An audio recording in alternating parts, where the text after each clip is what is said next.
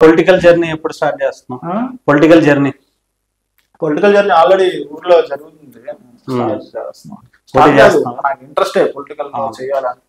నేనంటే కొత్త new age politics అనమాట. అందరిలా కాకుండా ఏదో గెలవడం కోసం, డబ్బులు పంచడం ఇవి గెలవడం కోసం కాకుండా కొత్తగా కొంచెం కొత్తగా పోటీ చేస్తావా ఎలక్షన్స్ లో? సార్ చేస్తా, కన్ఫర్మ్ చేస్తా. అంటే ఎంపీటీసీ గానీ లేకపోతే సర్పంచ్ ఎలక్షన్? అంటే అప్పుడు టైం బట్టి, అప్పుడు రిజర్వేషన్ బట్టి, అక్కడ వచ్చే రిజర్వేషన్ అలా వస్తుంది తెలియదు.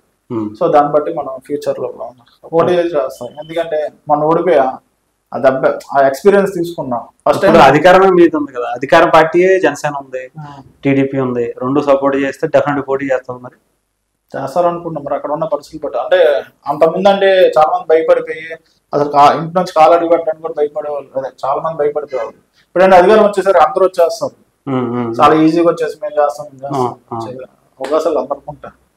బట్ ఎవరైతే నీకు అవకాశం ఇస్తారనుకుంటున్నా, పవన్ కళ్యాణ్ గారు ఎప్పుడు అంటూ ఉంటారు కదా, do one thing what scares you. అంటే ఎప్పుడైతే నువ్వు భయపడే పని నువ్వు చేస్తావో, అక్కడ నువ్వు ముందు అడిగి వేస్తావో, అక్కడ నీకు గెలుపు ఉండొద్దు అని అంటారు పవన్ కళ్యాణ్. ఆ మూడు నేను ఇప్పుడు తీసుకుంటాను అంట. ఎప్పుడైతే నాకు భయం వేసిందో అక్కడ నేను అడిగేసేస్తాను, ఏం జరుగుతుందో నెక్స్ట్. అక్కడ అడిగేస్తేనే నేను ముందుకు స్టెప్ వేయగలను. తెలుస్తుంది కదా, ఇలాగ వెనక్కి స్టెప్ వేసానంటే ఫ్యూచర్ లైఫ్ లాంగ్ ప్రతి విషయంలో వెనక్కి ఉంటా. సో ఆయన అన్ని ఆయన మాటలే. ఎక్కడ ఏ సబ్జెక్ట్ అయినా వచ్చిందంటే పవన్ కళ్యాణ్ గారు ఏమన్నారు అనేది మళ్ళీ యూట్యూబ్ లో చూసి అది తీసుకొని ఇన్స్పైర్ చేసుకుని ధైర్యం తెచ్చుకుని మళ్ళీ ముందుకు అడిగేస్తారు. చాలా మంది జిమ్కి వెళ్తారు మజిల్ పెంచుకుంటాక, మన పవన్ కళ్యాణ్ గారి స్పీచ్లోని ధైర్యం పెంచుకుంటారు.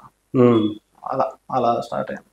ఇప్పుడు ఎలా అనిపించింది? ఇప్పుడు ఓకేనా? మళ్ళీ ఇప్పుడు పవన్ కళ్యాణ్ గారి పరిపాలన ఎలా అనిపిస్తుంది? రీసెంట్ గా ఆయన తీసుకొచ్చినటువంటి కొన్ని పాలసీస్ ఉన్నాయి, ఇవన్నీ ఎలా ఉన్నాయి? ఆయన ఏంటంటే ఒక్కడే ఏది స్టెప్ అయ్యాడు పవన్ కళ్యాణ్ గారు. అందరం కూర్చోబెట్టి రివ్యూ మీటింగ్స్ అవన్నీ ఆయన కానీ తెలుసుకుంటాడు. ఎవరైనా చిన్న పిల్లోడు కానీ వచ్చి చెప్పినా కూడా ఆయన వినే పర్సన్. చాలా మంది ఉన్న జనరేషన్ లో మనం ఎంత చెప్పినా వింటారు, అసలు వినటానికి ఇష్టపడరు.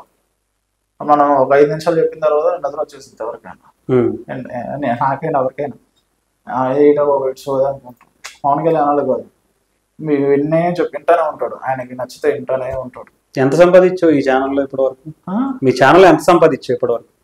అమౌంట్ అది వచ్చిందంతా మనం అంటే ట్రావెల్ చేస్తూ ఉంటాం కదా, వచ్చిందంతా వెళ్ళిపోతూ ఉంటుంది. మనకేం రాదు. మనకు ఒక 20,000, 20,000, 30,000 చేతికి మిగిలితే అంతే. అది కూడా మన ఛానల్కే మళ్ళీ వ్యూస్ బట్టేనా బయట ఏమన్నా యాడ్స్ కానీ ఇంకొకటి కానీ?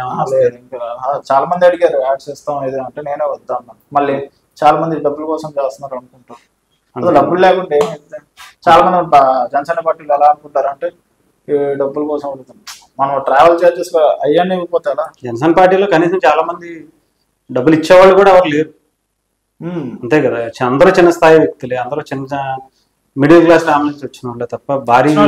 పవన్ కళ్యాణ్ గారు అంటారు కదా, మీరు అన్నారు కదా స్పీచ్ లో, ఏమంటారు, కనీసం వచ్చిన కుర్రాళ్ళకి చాయ్ బిస్కెట్ టిఫిన్ చాయ్ అవి కూడా ఇవ్వకపోతే ఇంకా మీరేం చేస్తారు రాజకీయాలు అంటారు.